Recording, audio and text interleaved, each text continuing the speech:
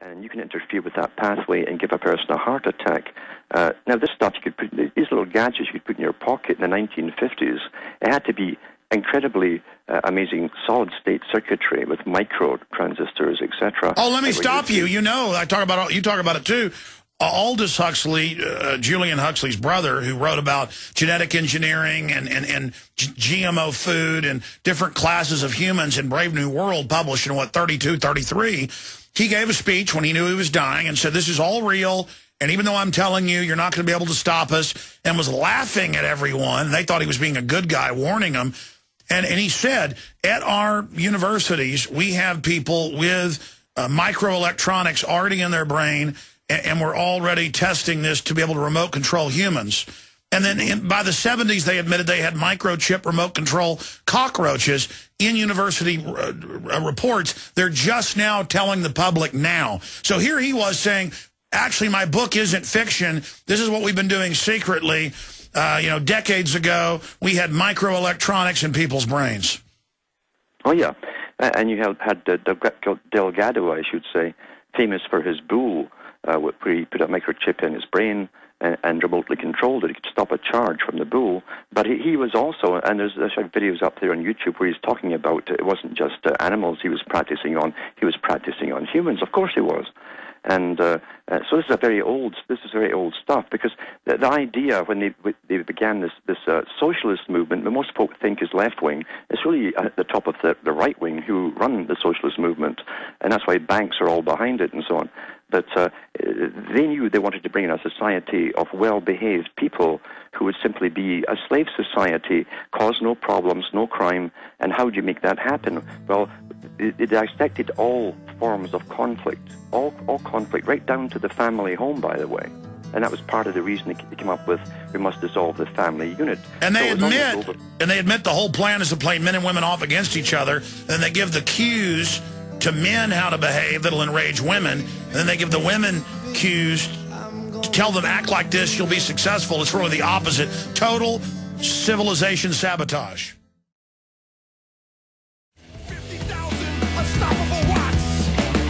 50,000 unstoppable Alan Watts. They're cloning him. Look out. Ha ha. Look, the globalists want to play God. They want the life extension technologies. They've undoubtedly already have them. They're now bragging they have them. They're offering extended lives to people now who are, quote, wealthy, if they'll buy into transhumanism. But the transhumanist, technocratic, technological systems they're offering are basically enslavement systems. So that's what the general public's going to get, is an enslavement system in the name of life extension.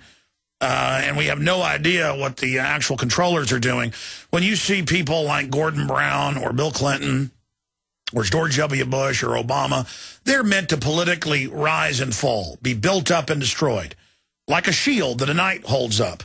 And the shield gets all bent up and battered and bruised. And then when they're done it for 4 to 8 years, they throw it down and pick up another one. And it's these fundamental things people need to understand. You know, if you look at the news today, they're saying no debt deal. And oh my gosh, now we may default and have depression. They're already defaulting. They're already devaluing the dollar. We're already in a depression. And the bankers are training us to just, everything's about the government, everything's about the bankers, and everything's about our credit agents, the credit agencies' ratings.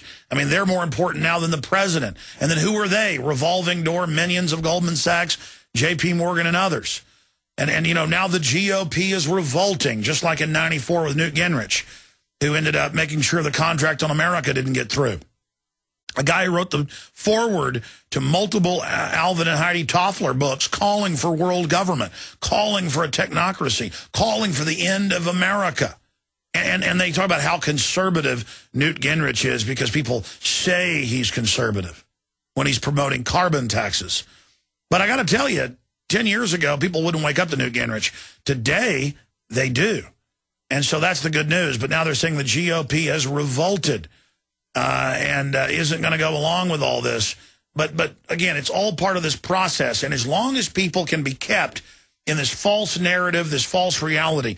As you go up through politics and media, if you show that you'll buy into the false system, you are promoted in the false system.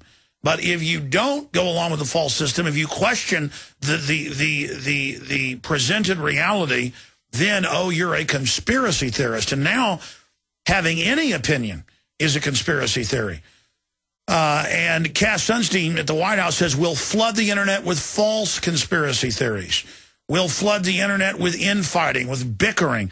And they're trying to do that. But in the writings of the ruling class is what they really set up. And that's what Alan Watt covers. That's what I cover. Alan, continuing, looking at the globalist program and operations, I see revolts from people within the technocratic class being one of the biggest threats to their system. That's why they're trying to go to an automated global computer system where they don't need armies because it's robot and drone driven, and the robots are worked on by robots, and robots work on those robots, and then some human technicians. They already admit no one at a major computer company even knows how the computers work now. It's just different systems integrated together, and the humans can't even understand it. This is going to get more and more pronounced, and the elite are all over the news saying, we don't need people anymore. Will humans be kept as pets? And the elite's already talking about the computers like they've already merged with them. And Ray Kurzweil says within 15 years, the elite will merge. But if the evidence is that they're already more advanced than we know, the question is, have they already attempted to merge? Or is it all a bunch of quackery where they claim that they have these systems, but they can't even really use them because they don't understand them? Yeah, well, they already have a whole list of things lined up they're working on now. Even DARPA has admitted that, Homeland Security. I mentioned that on a page last week. All the things that are coming up and they're working on. And one was an artificially intelligent computer system that would literally analyze you and decide even if you should pass the information that you're putting out there on to others or not, or who they should pass it on to. No one would interfere with it. It would be on its own independent. And so they already have artificial intelligent machines using various kinds of different algorithms and so on. However, at the top, you've got to understand, too, that they've been doing amazing stuff, even in Sweden, since the 70s that we know of, on prisoners. That's where they first tried to do human and machine interface, brain interface. This interfacing isn't just to help paraplegics, believe you me, like DARPA would have you think. It's to do with if they can possibly, in the future, or if they've done it already, who knows, download a person's memory. That's the whole point of it all. For the ruling elite who age, they can certainly slow their aging. In fact, David Suzuki, a big player in the greening program, who calls people maggots, by the way. He's the hero of Canada, but people are maggots, but he says there's better kinds of maggots than others. I guess he's referring to his own class. But he said on television years ago, national television live, that he says we now, and he is a geneticist, by the way, he says we now have the ability to make a person live to 500 years if we want to. Well, why not 1,000 or 2,000? The problem is the brain would tend to deteriorate. So the idea, even mentioned years ago in the science magazines, if we could possibly clone, and they said they could, by the way, clone a full human being within 2 weeks, because they can switch on your growth factors and your hormones and so on, make you literally grow up from an embryo into a full human in a few weeks. And at first they said it was for body parts, for special people. But now it's more into, could they possibly take the memory of that aged person, especially the first batch who haven't stayed young, put it that way, they haven't had the treatment for eternal youth, but could we possibly take that memory from the aged person and transfer it into his own clone? And so they've been talking about this and working on it, obviously, and that's what really the brain-machine interface has been all about. And again, the spin-offs are amazing because they also say, well, if we can tap into the brain, we won't need the torture techniques anymore. We can plug into you and find out what you're thinking, download all your memories, and they'll know exactly if you've been lying to them or not. This has all been going ahead as we quietly watch soccer or football or whatever else we're watching, or Lady Gaga dancing with plasticized corpses. I mean, this is the reality of where we are. The elites prime directive is for their own survival. We must always remember that. They had contingency plans for all kinds of things that could go wrong in the world for themselves. We know they've got underground cities even. They've even had characters in England going around the underground bases, not getting into them, but they admit they're there. And they've had them for years in case there's of all kinds of things, not just nuclear disaster, but possibly, an asteroid hitting you. Anything at all they can think of, because the elite, being at the top of the tree, the evolution tree, they talk about it themselves. That's what they say. The fittest to survive must ensure that their own personal survival comes first. We are all expendable in the process. That's right, and Alan. Your sci-fi movies show you that, like 2012. It's always the elite that survive, the rest are sacrificed.